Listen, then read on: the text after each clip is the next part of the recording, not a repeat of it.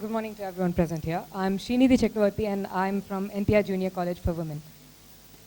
I'm honored to have this opportunity and I'm here today to speak about the position and the status of an Indian woman in the society.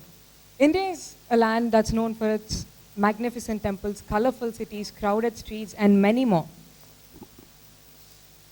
It's also the second most populated nation in the world. With such density of population, you naturally expect there to be problems, for problems to exist. And I think one of the main problems that need to be addressed and that need to be worked on is the status of Indian women in the society and women empowerment in India.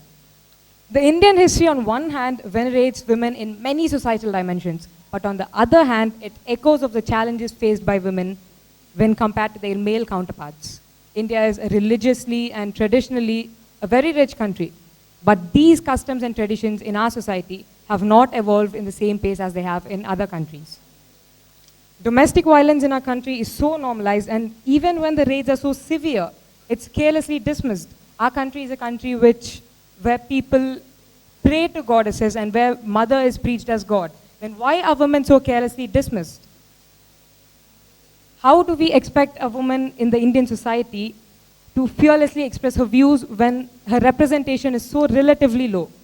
According to UNICEF's gender report on adolescence, 57% of teenage boys in India believe that a husband beating his wife is always justified, and 53% of teenage girls believe the same. In the 71 years of the Indian Supreme Court functioning, we have never witnessed a female become the Chief Justice of India.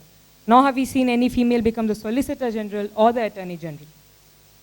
The Supreme Court in the recent years has passed many landmark judgments on women's rights, women's inheritance rights, sexual harassment, and many more. But no women were part of the benches that made these decisions.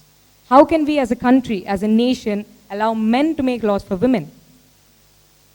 Exactly like Justice Ruth Bader Ginsburg once said, no one ever questioned it or raised their voice against there being a Supreme Court full of men. But why is it dejecting to even dream about there one day being a Supreme Court full of women?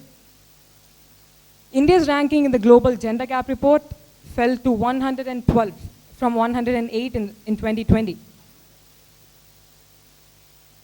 I recently heard a TED speech on women empowerment in India, where the speaker talked about how she was nervous and worried about her future because she did not believe she had the grades to secure a job during campus recruitments. But her male peers, however, having comparatively less grades than her, were almost confident that they were going to get the job. Now, why is that? Where do men get this confidence from? Are they born with the confidence, or does the society give them the confidence?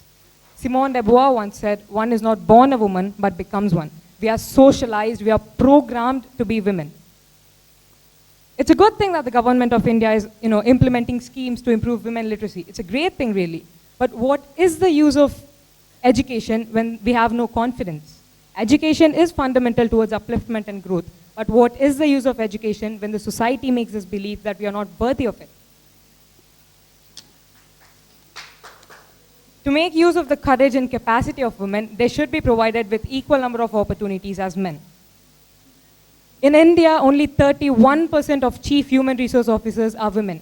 But it's a role overrepresented by women in other countries, such as the States and South Africa. It's right to conclude that women's empowerment is essential and it is a necessity of our time. But gender discrimination is useless. Discrimination based on gender is useless. Women play an imperative role in making the country progressive and guide it towards development.